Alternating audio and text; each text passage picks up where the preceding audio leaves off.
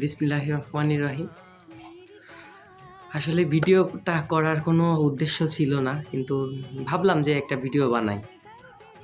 তো বিষয়টা হলো, আমার মূল টপিকটা হলো যে মোটরসাইকেলের পরে যে নতুন করে আয়কর যে আর কি ভ্যাটটা ধরা হয়েছে।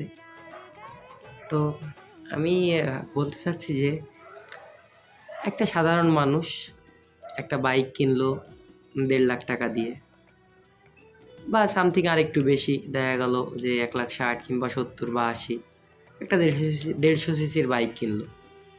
তো এখানে কথা হলো, ১৫০ সিসির বাইকে কর নির্ধারণ করা হয়েছে ৫,০০০ টাকা। তো এখানে আবার আনুষঙ্গিক যে খরচগুলো আছে, আপনার পেট্রোলের দাম বেশি, অকটেনের দাম বেশি, তাছাড়া আপনার লাইসেন্স আছে, ড্রাইভারের লাইসেন্স আছে, গাড়ির লাইসেন্স আছে, ট্যাক্স টোকেন আছে। আসলেই কি এভাবে সম্ভব বাইক চালানো?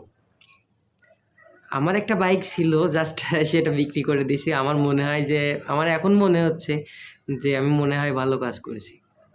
যে এত খরচ করে আর কি বাইক চালানো আসলেই সম্ভব না। তো